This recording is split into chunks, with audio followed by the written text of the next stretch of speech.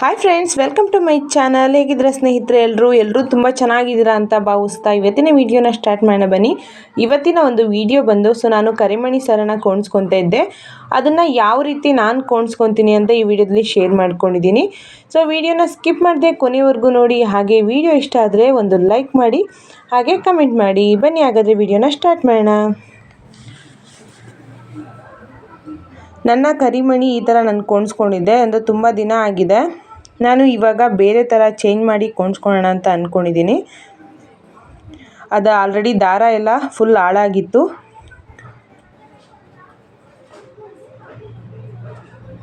ನೋಡಿ, gold balls ಹಂಗೆ ಮಣಿಗಳು ಎಲ್ಲ ಒಂದು ಪ್ಲೇಟಿಗೆ ಹಾಕ್ಕೊಂಡು ಇಟ್ಕೊಂಡಿದ್ದೀನಿ.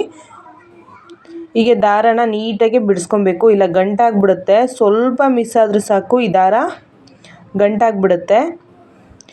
ಈ ದಾರ ಬ್ಯಾಂಗಲ್ ಸ್ಟೋರಲ್ಲೆಲ್ಲ ಸಿಗುತ್ತೆ. ತಾಳಿ ದಾರ ಅಂತಲೇ ಹೇಳ್ತಾರೆ ಇದಕ್ಕೆ.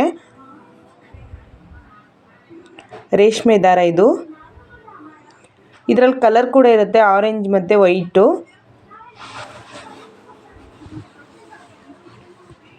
ಅದು ನೀಟಾಗಿ ಬಿಡಿಸ್ಕೊಬೇಕು. ಬಿಡಿಸ್ಕೊಂಡಾದಮೇಲೆ ನಾನು ಈ ತಾಳಿಗೆ ಒಂದು 2 ಕಡೆ ಇರೋ ದಾರದ ತುದಿನ ಈ ಥರ ಕಟ್ಕೊತಾ ಇದ್ದೀನಿ. ತುಂಬ ಈಸಿ ಆಗುತ್ತೆ ಈ ಥರ ಕಟ್ಕೊಳೋದ್ರಿಂದ. ಒಂದು ಕಡೆ ದಾರದ ತುದಿನ ತಾಳಿಗೆ ಈ ಥರ ಕಟ್ಕೊತಾ ಇದ್ದೀನಿ. ಸುಮ್ಮನೆ ಕಟ್ಕೊತಾ ಇರೋದು ಇವಾಗ ಜಸ್ಟ್. ಆಮೇಲೆ ನೀಟಾಗೆ ಇದನ್ನು ಕಟ್ಕೋಬೇಕು.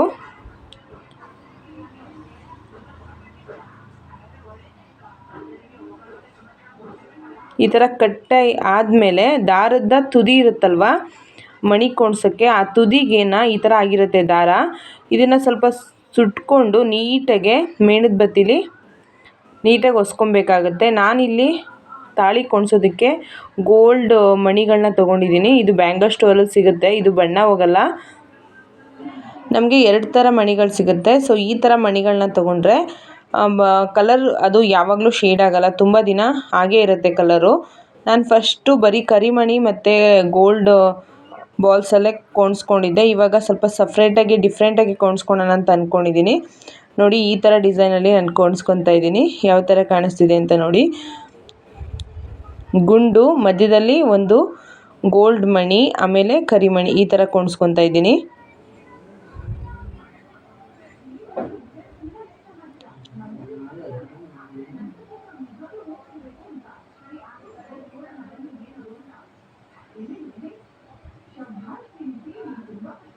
ನಮಗೆ ಅರ್ಧ ಗಂಟೆ ಅಲ್ಲ 1 ಅವರ್ ಮೇಲೇ ಹಿಡಿತು ಇದು ತಾಳಿ ಎಲ್ಲ ನೀಟಾಗಿ ಕೋಣಿಸೋ ಅಷ್ಟೊತ್ತಿಗೆ. ನಾವು ಗುಂಡನ್ನ ಎಣ್ಸಿಟ್ಕೋಬೇಕಾಗತ್ತೆ. ಅಂದರೆ ಗೋಲ್ಡ್ ಬಾಲ್ಸ್ ಇದ್ದಾವಲ್ಲ ಅವನು 2 ಕಡೆಗೆ ಸಮನಾಗಿ ಬರೋ ರೀತಿ, 2 ಕಡೆಗೆ ಒಂದೇ ಸಮನಾಗಿ ಬರೋ ರೀತಿ ಎಣ್ಸ್ಬಿಟ್ಟು ಹಾಕಬೇಕಾಗತ್ತೆ. 2 ಸೈಡು ಎಷ್ಟು ಅಂದರೆ ಟೋಟಲ್ ಎಷ್ಟಿದೆ ಅಂತ ಗುಂಡು ಎಣಿಸ್ಕೊಂಡ್ಬಿಟ್ಟು ಒಂದೊಂದು ಸೈಡು ಸಮನಾಗಿ ಬರೋ ರೀತಿ ನಾವು ಅವನ್ನು ಡಿವೈಡ್ ಮಾಡ್ಕೋಬೇಕಾಗುತ್ತೆ. ಒಂದು ಗೋಲ್ಡ್ದು ಗುಂಡು, ಹಾಗೆ ಒಂದು ಮಣಿನ ಸೇರಿಸ್ತಾ ಇದ್ದೀನಿ, ಗೋಲ್ಡ್ ಕಲರ್ ಮಣಿನ ಸೇರಿಸ್ಬಿಟ್ಟು ಕೋಣಿಸ್ಕೊತಾ ಇದ್ದೀನಿ. ಅಂದರೆ ಸ್ವಲ್ಪ ಸಣ್ಣದಾಗಿರೋ ದಾರ ತೊಗೊಂಡಿದ್ದೆ. ಫಸ್ಟು ನಾನು ಸ್ವಲ್ಪ ದಪ್ಪದಾಗಿರೋ ದಾರ ತೊಗೊಂಡಿದ್ದೆ. ಅದು ಗುಂಡನ್ನ ಕಳಿಸೋದು ತುಂಬಾ ಕಷ್ಟ ಆಯಿತು. ನೋಡಿ, ಈ ಥರ ನಾವು ಎಷ್ಟೆಷ್ಟು ಮಣಿ ಹಾಕಬೇಕು, ಎಷ್ಟು ಗುಂಡು ಹಾಕಬೇಕು ಅಂತ ನೋಡಿಕೊಂಡು ಎಣಿಸ್ಕೊಂಡು ಹಾಕಬೇಕಾಗತ್ತೆ. ನಮಗೆ ಅದು ಕೋಣಿಸುವಾಗಲೇ ಐಡಿಯಾ ಬಂದುಬಿಡುತ್ತೆ ನಾವು ಇದೇ ರೀತಿ ಕೋಣಿಸ್ಕೋಬೇಕು ಅಂತ.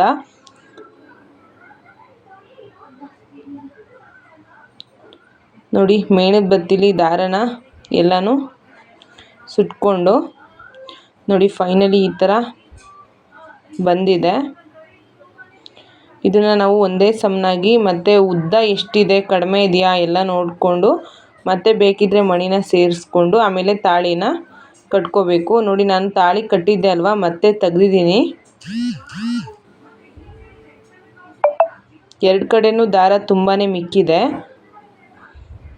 ನಮಗೆ ದಾರನ ಕಟ್ಟೋಕ್ಕೆ ಅಂದರೆ ತಾಳಿಗೆ ದಾರನ ಕಟ್ಟೋಕ್ಕೆ ದಾರ ಮಿಕ್ಕಿರೋ ಹಾಗೆ ನಾವು ಉದ್ದವಾಗಿರೋ ದಾರನೇ ತಗೋಬೇಕಾಗತ್ತೆ. ನೋಡಿ, ಈಗ ನಾನು ತಾಳಿಗೆ ಗಂಟು ಹಾಕ್ಕೊತೀನಿ.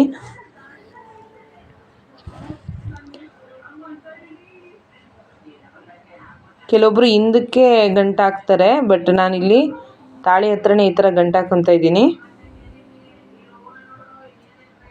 ಫಸ್ಟು ನಾವು ಮಣಿನ ಮತ್ತು ತಾಳಿ ಸರನ ಕೂಣಿಸಿರ್ತೀವಲ್ವ, ಅದನ್ನು ನೀಟಾಗಿ ಒಂದೇ ಸಮನಾಗಿ ಎಳ್ಕೊಬೇಕು.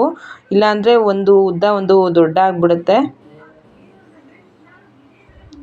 ಅದು ಎಕ್ಸ್ಟ್ರಾ ಇರೋದು ಮಣಿ ದಾರನೆಲ್ಲ ನಾನು ಕಟ್ ಮಾಡಿದೆ. ಇವಾಗ ನೀಟಾಗೆ ಕಟ್ಬಿಟ್ಟು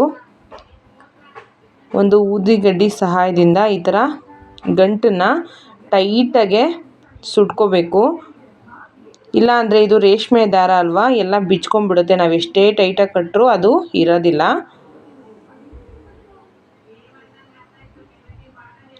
ಸ್ವಲ್ಪ ಸ್ವಲ್ಪನೇ ನೋಡ್ಕೊಂಡು ಸುಟ್ಕೊಂಡು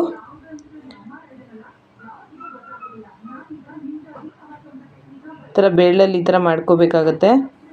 ಮತ್ತು ಸುಡ್ತಾ ಆಮೇಲೆ ತಾಳಿ ಸರನೇ ಕಿತ್ಕೊಂಬರೋಂಗೆ ಸುಡಬೇಡಿ, ಸ್ವಲ್ಪನೇ ಸುಡಬೇಕು ಅಷ್ಟೇ. ಟೈಟಾಗಿರುತ್ತೆ. ನಾನು ಒಂದು ಸಲ ಕೋಣಿಸ್ಕೊಂಡ್ಬಿಟ್ರೆ 1 ವರ್ಷದ ತನಕ ಅದು ಏನಾಗೋದಿಲ್ಲ, ಅಷ್ಟು ಟೈಟಾಗಿರುತ್ತೆ.